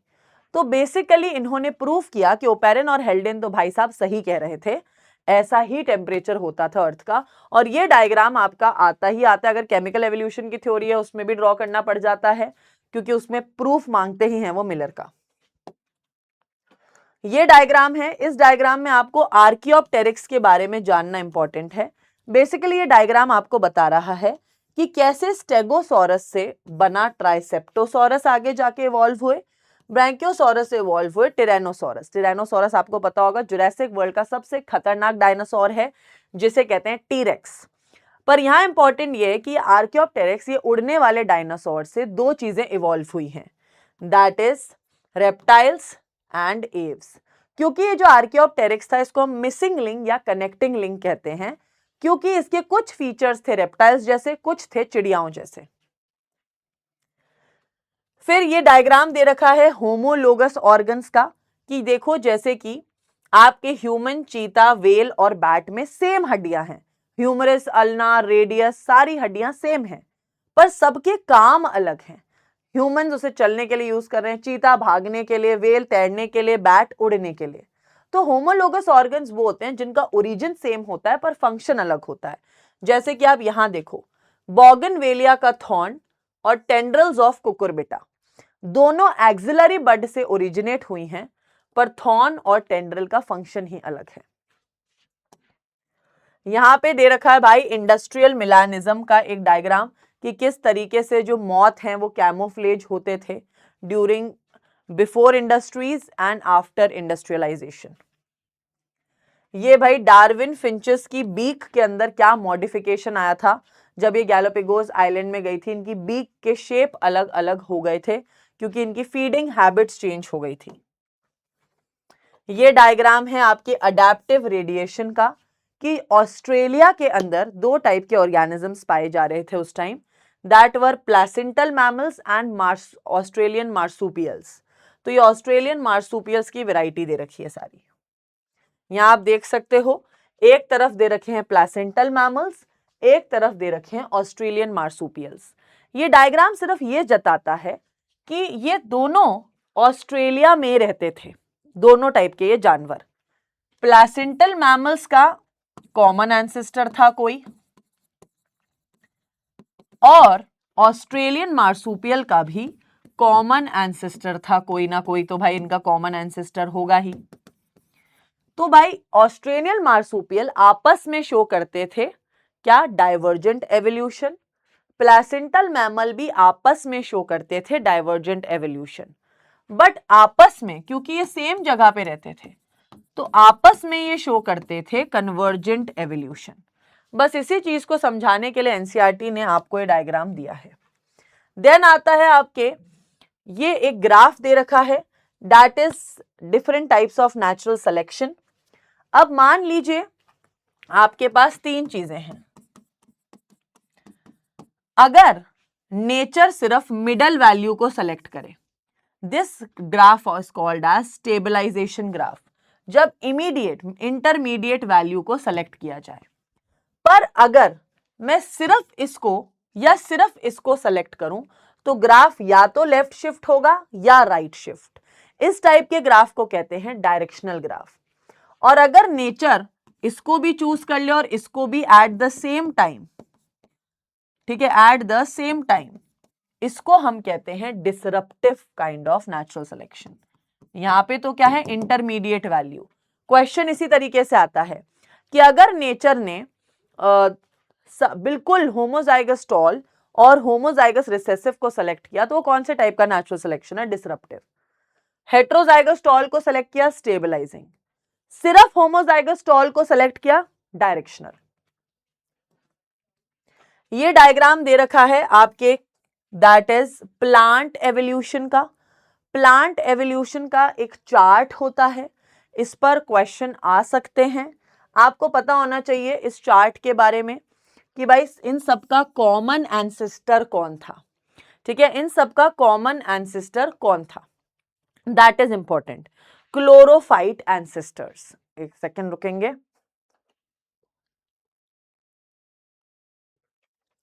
तो हम देख रहे हैं भाई कि क्लोरोफाइट एंसेस्टर्स क्या हैं, इनके भाई सबसे पुराने कॉमन एंसेस्टर्स हैं जिससे सारे पौधे बने हैं। तो इस चार्ट को थोड़ा इजी कर दिया है मैंने आपको इस तरीके से कि ये है आपके क्लोरोफाइट एंसेस्टर्स, इनसे आपके ट्रैकियोफाइट्स बने और ब्रायोफाइट्स बने। ट्रैकियोफाइट से बने राइनिया टाइप, राइनिया टाइप से बने साइलोफाइटॉन, जेनिटेल्स, कॉनिफर, गिंकोस, फर्न और स्फिनोप्सिड्स बने। फिर आपके ट्रैकियोफाइट से बने ज़ोस्टेरोफाइलम, एब्सॉर्बेंट लाइकोपॉड्स और हर्बेशियस लाइकोपॉड्स। अब क्वेश्चन कैसे आता है, क्वेश्चन आता है कि भाई एब्सॉर्बेंट लाइकोपॉड का एंसेस्टर कौन है, ज़ोस्टेरोफाइलम। ज़ोस्टेरोफाइलम का एंसेस्टर कौन है, ट्रैकियोफाइट। कोई पूछ लेगा भाई डाइकॉट और मोनोकॉट का एंसेस्टर कौन है, सीड फर्न्स। सीड फर्न का एंसेस्टर कौन है, प्रोजिम्नोस्पर्म्स। प्रोजिम्नोस्पर्म का एंसेस्टर कौन है, साइलोफाइटॉन। इन सबका कॉमन एंसेस्टर कौन है, क्लोरोफाइट। इस तरीके के क्वेश्चंस आते हैं। फिर आपके सेम एनिमल एवोल्यूशन का चार्ट दे रखा है ऐसा। एनिमल एवोल्यूशन में भाई बता रखा है कि जो अर्ली रेप्टाइल्स थे वो कॉमन एंसेस्टर्स थे, उन्हीं से सारे एनिमल्स आए हैं। ठीक है, इस चार्ट को भी थोड़ा इजी करके मैंने ऐसा बना दिया है।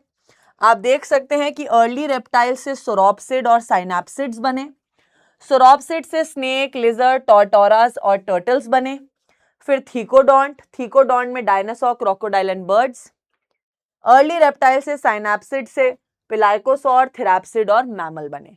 अब क्वेश्चन इसी तरीके से आता है, पूछ लेंगे पिलाइकोसॉरस का एंसेस्टर कौन है, साइनैप्सिड्स। साइनैप्सिड और सोरॉप्सिड का एंसेस्टर कौन है, अर्ली रेप्टाइल्स। ठीक है, मैमल्स का एंसेस्टर कौन है, थेराप्सिड। ठीक है, इस तरीके से क्वेश्चंस आते हैं। ये डायग्राम है, इस डायग्राम में बस ये बता रखा है कि एक अडल्ट ह्यूमन और एक बेबी चिंपैंजी, अडल्ट ह्यूमन और बेबी चिंपैंजी का स्कल काफी सिमिलर है। आप देख सकते हैं कितनी सिमिलैरिटी है। इसका मतलब ये है, ये जो थर्ड डायग्राम दे रखा है एक अडल्ट चिंपैंजी का है, मतलब हमारे एंसेस्टर्स रहे होंगे ये चिंपैंजीज। अब आता है आपका 7th chapter, that is human health and diseases. Human health and diseases में सबसे पहले डायग्राम दे रखा है, that is the diagram of life cycle of a mosquito.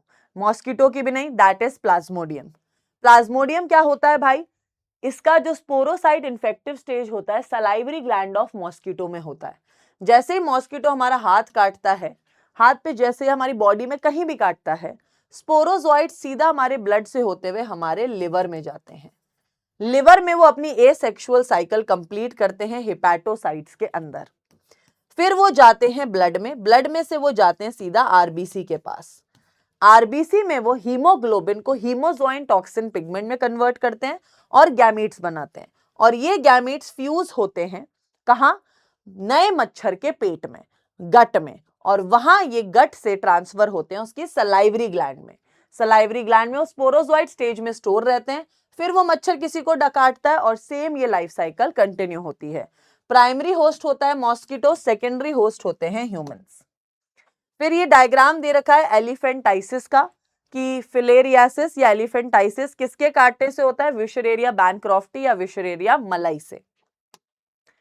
ये आपके रिंगवर्म का डायग्राम दे रखा है कि ringworm are dry scaly lesions जो हो जाते हैं, it is a fungal infection. ये कौन से जेनरा से होता है, माइक्रोस्पोरम, एपिडर्मोफाइटॉन। ठीक है, आपको पता होना चाहिए चीजें। देन यस, ये डायग्राम इंपॉर्टेंट है, that is the diagram of antibody.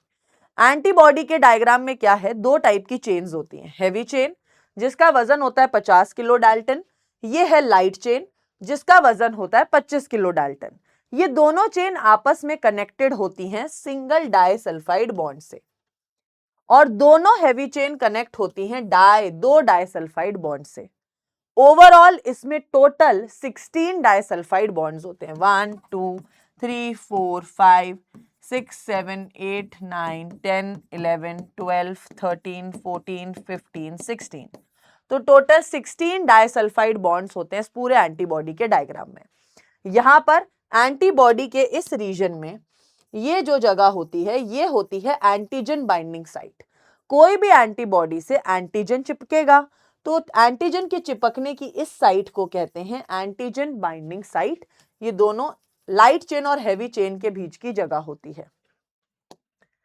फिर भाई ये डायग्राम दे रखा है आपकी बॉडी में किस तरह लिम्फ नोड्स हैं, और आपकी ये थाइमस दे रखा है। थाइमस क्या होता है? हमारा प्राइमरी लिम्फॉइड ऑर्गन है। थाइमस के साथ हमारा दूसरा प्राइमरी लिम्फॉइड ऑर्गन क्या है? Bone marrow. फिर ये ओहो वेरी वेरी इंपॉर्टेंट, ये ड्रॉ करने आता है अगर आपके एड्स पर या HIV पे क्वेश्चन आता है आपके बोर्ड एग्जाम्स में, तो ये ट्रांसफर कैसे होता है उस पर ये डायग्राम बनाया जाता है। तो ये है भाई आपका रेट्रोवायरस, और ये है हमारी बॉडी का cell, that is T helper cell कह सकते हो या आप इसको मैक्रोफेज कह सकते हो। सो ये रेट्रोवायरस क्या करता है? अपने RNA को, सिंगल स्ट्रैंडेड RNA को इस सेल में रिलीज करता है हमारे सेल में। ये single stranded RNA reverse transcriptase enzyme की मदद से DNA में कन्वर्ट हो जाता है, और फिर ये DNA जाता है हमारे टी हेल्पर सेल के DNA के साथ, और इसके DNA के साथ ये इंटीग्रेट हो जाता है बाय इंटीग्रेज एंजाइम। और फिर जब ये इसके DNA पे कब्जा कर लेता है तो ये अपनी मल्टीपल कॉपीज बनाना शुरू करता है। इसलिए टी हेल्पर सेल और मैक्रोफेज को HIV फैक्ट्री भी कहते हैं, क्योंकि उनके अंदर रेट्रोवायरस अपनी मल्टीपल कॉपीज बनाता है। ये diagram important CBSE board exams में पूछा जा चुका है। आइडेंटिफाई ये किस चीज का डायग्राम है? By this is a chemical structure of morphine which is a opioid. Opioid होता है। क्वेश्चन पूछा जाता है कि ये मॉर्फिन का अगर मैं डाई एसिटाइलेशन कर दूंगी तो क्या बनेगा? Heroine, which is again a opioid. ये डायग्राम है बेटा ओपियम पॉपी पौधे का, जिससे ये मॉर्फिन करके ये जो ड्रग्स हैं ये बनती हैं। इसका साइंटिफिक नेम होता है पैपेवर सोमनीफेरम। फिर आपके यहाँ डायग्राम दे रखा है अगेन इंपॉर्टेंट कैनाबिनॉइड्स का। कैनाबिनॉइड्स क्या होते हैं? जैसे चरस, गांजा, हशीश, है ना, इनका केमिकल स्ट्रक्चर अगर आ जाए तो आपको आइडेंटिफाई करना आना चाहिए। ये दे रखा है भाई आपके दतूरा के पौधे की फोटो विच इज अ हैलुसिनोजन। ये आपके कैनाबिस सटाइवा की फोटो दे रखी है, ठीक है, प्लांट होता है जिससे हम ऑब्टेन करते हैं कैनाबिनॉइड्स। फिर आता है next chapter, that is the 8th chapter, microbes in human welfare. इस चैप्टर में घुसते ही हमें सबसे पहले बता रखा है कि अलग अलग शेप एंड साइज के बैक्टीरिया होते हैं। देखोगे आप rod shaped, spherical shaped, rod shaped with flagella.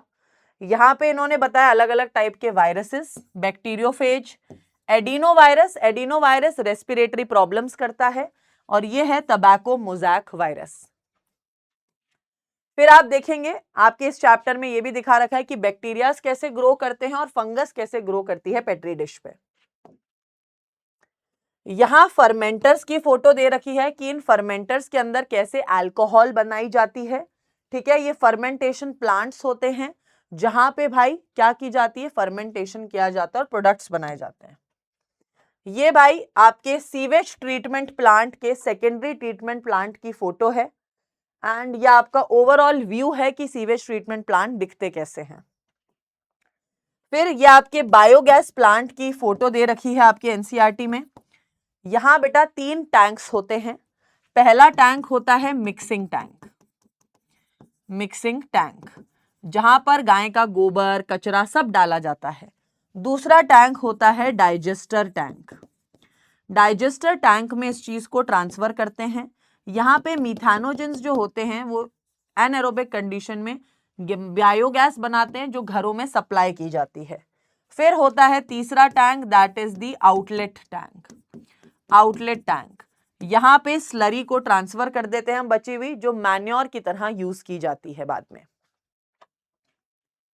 Next chapter आता है बायोटेक्नोलॉजी प्रिंसिपल एंड प्रोसेसेस।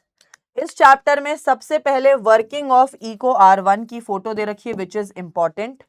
ये इंपॉर्टेंट क्यों है? क्योंकि कभी ना कभी इस चैप्टर में से बहुत बार क्वेश्चन आया है कि भाई आप बताओ वर्किंग ऑफ इको R1 को एक्सप्लेन कीजिए। तो आपको बताना है, एक होता है वेक्टर डीएनए, एक होता है फॉरेन डीएनए। इनको इको R1 कट कर रहा है, मतलब सीक्वेंस क्या होगी? GAATTC।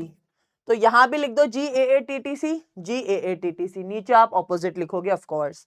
फिर आपने इको R1 से इनको कट किया, कट करने के बाद लाइगेज एंजाइम से आपने दोनों को ज्वाइन करके रिकॉम्बिनेंट डीएनए बनाया। फिर भाई सेम ही चीज दिखा रखी है कि आपने कट किया, वेक्टर के साथ ज्वाइन किया और फिर होस्ट में मल्टीप्लाई कराया। ये जेल इलेक्ट्रोफोरेसिस की फोटो है, इंपॉर्टेंट है। इस फोटो के ऊपर डायग्राम बेस्ड क्वेश्चन आते हैं। वो आपसे पूछ लेते हैं कि लेबल करो लार्ज डीएनए फ्रेगमेंट कौन सी साइड पे होंगे। भाई large DNA fragment negative side पे होते हैं, कैथोड साइड पे। पॉजिटिव एनोड साइड पे होते हैं छोटे फ्रेगमेंट्स, क्योंकि ये अपने वजन के बेसिस पे सेपरेट होते हैं। ये वेल्स होते हैं जहां पे डीएनए को डाला जाता है। अगेन इंपॉर्टेंट डायग्राम, ये है आपके PBR 322 वेक्टर का डायग्राम, जो एकदम एग्जैक्ट सेम आपको याद करना है जैसा ये है।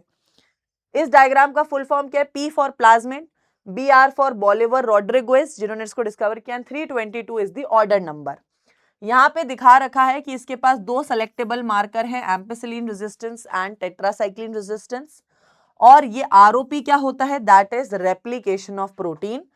और इसकी डेफिनेशन यहां है भाई कि replication, ROP codes for the proteins involved in replication of plasmid. ये ROP के ऊपर बहुत बार क्वेश्चन आ चुका है कि ROP है क्या? भाई ये रेप्लिकेशन ऑफ द प्लाज्मिड करवा रहा है, दैट इज प्रोटीन पार्ट। समझ गए? ये सारी चीजें, डायग्राम आपको होना चाहिए। ऑरिजिन ऑफ रेप्लिकेशन है, कौन सा एंजाइम किस जगह से कट कर रहा है वो एग्जैक्टली क्लियर होना चाहिए कि टेट्रासाइक्लिन पे BAM-H1 और SAL1, PVU1 और PST1 कट कर रहे हैं एम्पिसिलिन साइट को। सारे एंजाइम्स किस जगह से कट कर रहे हैं पता होना चाहिए। जब भी ये डायग्राम बनाओ, PBR 322 का फुल फॉर्म, हर चीज का फुल फॉर्म भी मेंशन करना है, रोल भी। ये आपकी स्पूलिंग प्रोसेस का फोटो दे रखा है कि कैसे हम डीएनए, जो प्रेसिपिटेटेड डीएनए है, उसको टेस्ट ट्यूब में से बाहर एक्सट्रैक्ट करते हैं through the process of spooling. This is a diagram of PCR. PCR में 3 टेक्निक्स होती हैं, denaturation, annealing and extension. Denaturation होती है approx 92 degree Celsius to 95 degree Celsius पे, जहां डीएनए के दोनों स्ट्रैंड्स को इतना हीट करते हैं कि ये सेपरेट हो जाते हैं। एनीलिंग की प्रोसेस होती है 55 डिग्री सेल्सियस पे, जहां पे हम ओलिगो न्यूक्लियोटाइड प्राइमर को ऐड करते हैं 3' एंड पे। फिर क्या होता है? एक्सटेंशन का प्रोसेस होता है 72 डिग्री सेल्सियस पे, जहां पे हम क्या करते हैं? टैक पॉलीमरेज एंजाइम की मदद से नया स्ट्रैंड ऑफ डीएनए बनाते हैं। और अगर 30 साइकिल्स आप पीसीआर की करा दोगे तो अप्रॉक्स 1 बिलियन स्ट्रैंड्स आपको मिल जाएंगे। पीसीआर टेक्निक भाई बहुत खतरनाक होती है। ये आपकी बायोरिएक्टर्स की फोटो दे रखी है। इस bioreactor, this is the simple stirred bioreactor, जिसमें एसिड बेस्ड बैलेंस सिस्टम होता है, foam breaker and flat blade impeller होता है। ये जो फोटो दे रखी है, देख यहाँ पे बता रखा है स्पार्स्ड ट्यूब बायोरिएक्टर, जहां पे एक स्पार्स्ड ट्यूब दे रखी है जो एरेशन करती है और मिक्सिंग करवाती है। इन दोनों में मेजर फर्क ये है कि सिंपल स्टर्ड नीचे से कर्व्ड होता है, ये चपटा होता है। इसमें एक स्पार्स्ड ट्यूब होती है, उसमें नहीं होती है। मेजर डिफरेंस वही है। फिर आता है biotechnology and its application, that is the 10th chapter. इसमें सबसे पहले फोटो दे रखी है कॉटन की, कि कैसे कॉटन की खेती को कॉटन बॉलवर्म तबाह कर रहा था। छेद दिखा रखा है कॉटन के पौधे में। दूसरी फोटो दे रखी है आपके तंबाकू के पौधे में मिलोडिकाइन इनकॉग्निशिया निमाटोड की वजह से होने वाली डिजीज, रूट नॉट डिजीज की फोटो, कि किस तरह जब वो निमाटोड टबैको के पौधे को खाता था तो कैसे टबैको के पौधे में रूट नॉट डिजीज हो जाती थी। ये डायग्राम दे रखा है, दैट इज इंसुलिन का डायग्राम है। यहां पे बता रखा है जो प्रो इंसुलिन होता है उसके पास ए, सी और बी पेप्टाइड चेन्स होती हैं, पर जो मेच्योर इंसुलिन होता है उसके पास सिर्फ ए और बी चेन होती है, सी चेन को रिमूव कर देते हैं। Difference between pro insulin and mature insulin पूछा जाता है। नेक्स्ट चैप्टर आता है इकोलॉजी यूनिट का, ऑर्गेनिज्म एंड पॉपुलेशन। इसमें इस डायग्राम में दिखा रखा है कि एक जगह की पॉपुलेशन पे फर्क कैसे आता है। अगर यहाँ पे भाई बहुत सारे बच्चे पैदा होंगे, नेटालिटी होगी, तो पॉपुलेशन बढ़ेगी। मोर्टेलिटी मतलब डेथ होगी तो पॉपुलेशन घटेगी। लोग आके रहने लगेंगे, इमिग्रेशन, तो पॉपुलेशन बढ़ेगी। लोग निकल जाएंगे तो पॉपुलेशन घटेगी, इमिग्रेशन। इंपॉर्टेंट ये ग्राफ है बेटा, ये ग्राफ है जो आपकी दो टाइप की ग्रोथ को यहां पे मेंशन कर रहा है। दैट इज, पहली है आपकी एक्सपोनेंशियल ग्रोथ कर्व, ठीक है। यहां पे दूसरा ग्रोथ कर्व दे रखा है आपको लॉजिस्टिक एंड एक्सपोनेंशियल। पहला वाला ग्रोथ कर्व है एक्सपोनेंशियल, दूसरा वाला है लॉजिस्टिक ग्रोथ कर्व, और दोनों के बकायदा फॉर्मूला दे रखे हैं। अब इन पे क्वेश्चन क्या आता है। So mainly exponential growth curve क्या होता है, अगर हमारे पास अनलिमिटेड खाना है, पानी है, हर चीज अनलिमिटेड है, तो भाई ग्रोथ तो एक्सपोनेंशियल होगी, नॉन स्टॉप। फॉर्मूला होता है dn/dt इक्वल्स टू rn। और अगर हमारे पास रिसोर्सेज लिमिटेड हैं, तो एक समय पे तो रिसोर्सेज कम पड़ने लगेंगी, तो ग्राफ बेटा सैचुरेशन की तरफ आता है। और के होता है एसिम्प्टोट, मतलब एक ऐसी पोजीशन पे आ जाता है जहां ये कांस्टेंट हो जाता है। इसका फॉर्मूला है dn/dt equals to rn k minus k upon k। Clear है। फॉर्मूला पे भी क्वेश्चन आता है, दोनों के ग्राफ पे भी आता है, आइडेंटिफाई करने भी आता है, ड्रॉ करने भी आता है। फिर ये फोटो दे रखी है भाई एक म्यूचुअल रिलेशनशिप की, फिग एंड वॉस्प का रिलेशनशिप। यार फिग एंड वॉस्प दोनों म्यूचुअलिज्म बहुत प्यारी तरीके से दिखाते हैं, और दोनों इतने प्यारे प्रेमी हैं कि एक दूसरे के बिना रह ही नहीं सकते, है ना। तो एक तरफ है फिग, जो भाई मतलब ऐसा पौधा है जो वेट करता है कि वॉस्प आएगा तो मैं पॉलिनेट होऊंगा, और जो वॉस्प है वो ढूंढता है फिग को कि मैं उसी में जाके अपने अंडे दूंगा, क्योंकि उसके जो अंडे जब लार्वा बनते हैं वो इसी के सीड्स को खा के बड़े होते हैं, क्योंकि अपने सीड्स उसके बच्चों को देता है खाने के लिए। ये एक बी पॉलिनेटर है जो किस पे, ऑर्किड के पौधे पे पॉलिनेट कर रही है। सेम डायग्राम हमने सेक्सुअल रिप्रोडक्शन फ्लावरिंग प्लांट्स में भी देखा था। फिर आता है आपका next chapter, that is ecosystem. Ecosystem में सबसे पहली चीज आ जाती है, हालांकि ये डायग्राम इंपॉर्टेंट नहीं है, ये टॉपिक इंपॉर्टेंट है, दैट इज डीकॉम्पोजिशन। अब डीकॉम्पोजिशन में क्या होता है, मान लीजिए ये एक पेड़ है, पेड़ पे से पत्ती झड़ी। अब भाई पत्ती तो झड़ गई, अब पत्ती झड़ेगी तो इसको क्या है, डीकम्पोजर्स जैसे अर्थवर्म्स वगैरह क्या करेंगे, इसको डीकम्पोज कर देंगे, मतलब ऐसे छोटे छोटे टुकड़ों में तोड़ देंगे, जिसको कहते हैं हम फ्रेगमेंटेशन। क्या हो गया, फ्रेगमेंटेशन। इसको छोटे छोटे टुकड़ों में तोड़ दिया डीकम्पोजर्स ने। अब ये क्या होगा, इसमें जितने भी न्यूट्रिएंट्स हैं वो सॉइल में एब्जॉर्ब हो जाएंगे, जिसको हम कहते हैं लीचिंग। ठीक है, जितने भी न्यूट्रिएंट्स इससे निकले वो सॉइल में एब्जॉर्ब हो जाएंगे। अब क्या हो सकता है, अब ये जो बची हुई पत्ती है इसको और डीकम्पोजर्स जैसे मशरूम वगैरह डीकम्पोज करके क्या बनाते हैं, ठीक है, इसका बनाते हैं ह्यूमस। क्या बनाते हैं, ह्यूमस। ह्यूमस क्या होता है, इसके ऊपर आप लोगों के शॉर्ट नोट भी पूछा जाता है। डार्क कलर्ड अमॉर्फस सब्सटेंस होती है, ठीक है, जो धीरे धीरे जब ये ह्यूमस डीकम्पोज होता है, इसका कैटाबॉलिज्म होता है, छोटे छोटे टुकड़ों में टूटता है, फिर इसमें से जो मिनरल्स होते हैं वो सॉइल में एब्जॉर्ब हो जाते हैं। तो ओवरऑल ये पूरा चार्ट डीकॉम्पोजिशन का है। डीकॉम्पोजिशन ओवरऑल एक बहुत इंपॉर्टेंट टॉपिक है। इसका ये डायग्राम ड्रॉ करने नहीं आता है, पर इसके ऊपर पूछा जाता है क्वेश्चन।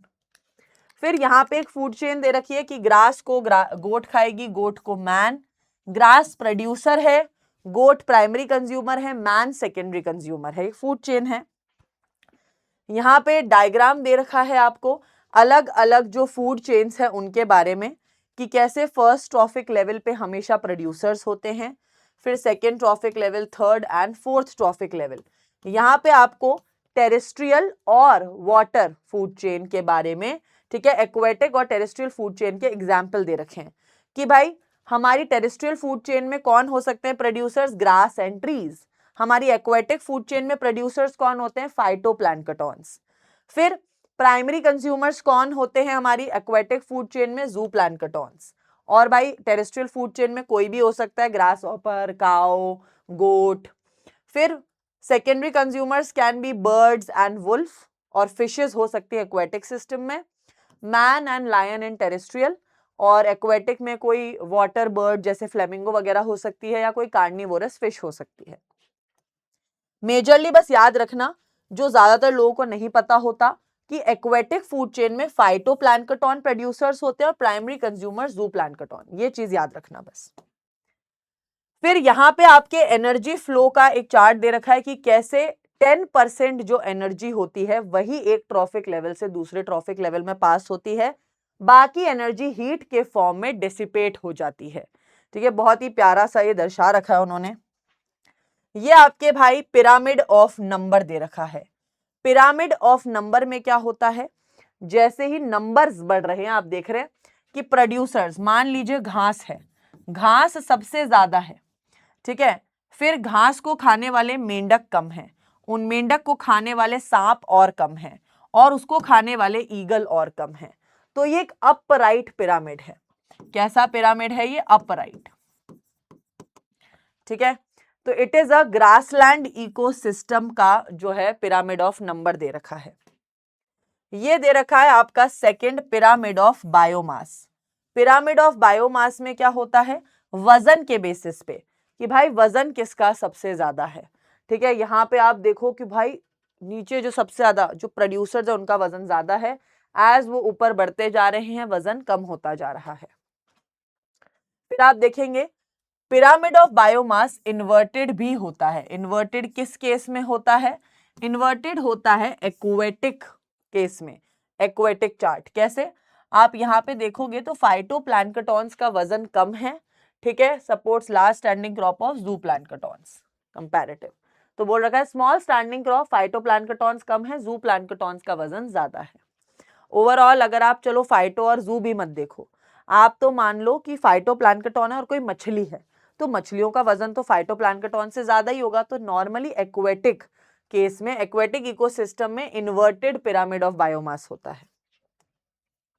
फिर दे रखा है पिरामिड ऑफ एनर्जी, जो कि हमेशा अपराइट होता है, क्योंकि एनर्जी हमेशा एक ही डायरेक्शन में फ्लो करती है, नीचे से ऊपर की तरफ।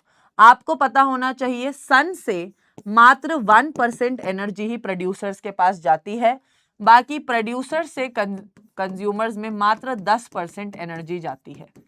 जैसे आप देखो यहाँ 10,000 जूल्स है, divide by 10 1000, divide by 10 100, divide by 10 10। ठीक है, सन से मात्र 1% एनर्जी प्रोड्यूसर्स के पास आती है, बाकी प्रोड्यूसर से कंज्यूमर्स में 10% एनर्जी ही जाती है। फिर आता है biodiversity and conservation, which is the last chapter of your NCERT. इसमें दे रखा है ये diagram which is very important. इस डायग्राम पर काफी बार बोर्ड एग्जाम्स के अंदर, आपके नीट के एग्जाम के अंदर, सीयूईटी के एग्जाम, काफी एग्जाम्स में क्वेश्चन पूछे जाते हैं कि बताओ क्या। ठीक है, तो पहला दे रखा है आपके इनवर्टिब्रेट्स का पाई चार्ट। तो भाई ये डायग्राम क्या बता रहा है कि सबसे ज्यादा इनवर्टिब्रेट्स में इंसेक्ट्स की पॉपुलेशन है। इंसेक्ट के बाद आते हैं अदर एनिमल्स, अदर एनिमल्स से थोड़े कम है मॉलस्क, और सबसे कम है क्रस्टेशियंस। तो आपको यहां पर एक सीक्वेंस पता होने चाहिए कि इंसेक्ट सबसे ज्यादा, other animals come, Mollusca and crustaceans, इस हिसाब से आपको पता होना चाहिए। फिर सेकेंड आप पाई चार्ट देखेंगे वर्टिब्रेट्स का है कि भाई फिशेस सबसे ज्यादा हैं, फिर एम्फीबियंस, यहाँ मैमल्स, बर्ड्स एंड रेप्टाइल्स। इस तरीके से जो है आप अपने चार्ट को मेंशन कर सकते हैं, ये चीज आपको पता होनी चाहिए। फिर आप लास्ट जो ये पाई चार्ट है, इस पाई चार्ट, ये तो फेवरेट है भाई उनका, यहाँ पे आपको फंगस की और एंजियोस्पर्म्स की दिखा रखी है। तो आप देखिए सबसे ज्यादा फंगस हैं, फिर एंजियोस्पर्म्स हैं, एल्गी है, फिर आपके मॉसेस हैं, फिर आपके फर्न्स एंड एलाइज और लाइकेंस हैं। इस तरीके से आपको इसमें बताना रहता है, तो ये चीज आपको पता होनी चाहिए। पाई चार्ट पे क्वेश्चन आते हैं। ये लास्ट आपके दे रखा है, ये स्पीशीज एरिया रिलेशनशिप ग्राफ है। ठीक है, स्पीशीज एरिया रिलेशनशिप ग्राफ है। बेसिकली इस ग्राफ का क्या होता है, फॉर्मूला होता है SC=AZ। तो अगर आप ये ग्राफ बनाते हो तो नॉर्मली ये ग्राफ क्या होता है, ऐसे पैराबोला टाइप होता है, बट आप जब इसको लॉग में कन्वर्ट करते हो तो it is log S log C plus Z log A। तो अब आप इसका ग्राफ एकदम स्ट्रेट हो जाता है। तो it is a species area relationship, ठीक है, स्पीशीज और एरिया बता रखा है। एंड डन, आपका सब कुछ खत्म। जो जो डायग्राम एनसीईआरटी के अंदर इंपॉर्टेंट हैं वो सारे डायग्राम्स मैंने आप लोगों को बता दिए हैं, उन पर मैंने बकायदा इंपॉर्टेंट लिखा है। तो मेजरली अगर आपको ऐसे लगता है मैम हम टाइम वेस्ट नहीं करना चाहिए, तो सारे इंपॉर्टेंट डायग्राम्स जो मैंने लिखे हैं उन पे फोकस कर लेना। पर मैं नहीं चाहती थी कि पूरी एनसीईआरटी में ऐसी कोई भी फोटो हो या इमेज हो जो आपकी छूट जाए। कल को आप लोग सोचो यार मैम इस इमेज से क्वेश्चन उठ के आ गया तो हमने कभी देखी ही नहीं थी। तो I hope this video is helpful for you guys. Comment section में मुझे जरूर बताना कि आपको ये वीडियो कैसा लगा, और अगर जो भी बच्चे हेल्प कर सकते हैं वो इंपॉर्टेंट डायग्राम्स की लिस्ट भी नीचे कमेंट सेक्शन में बच्चों को बता देना, ठीक है। And all the best everyone for your exams. मचा दो यार। आई होप आप सब फुल मार्क्स स्कोर करके आए। मेरी खूब सारी विशेष हैं आप लोगों को। Bye bye everyone.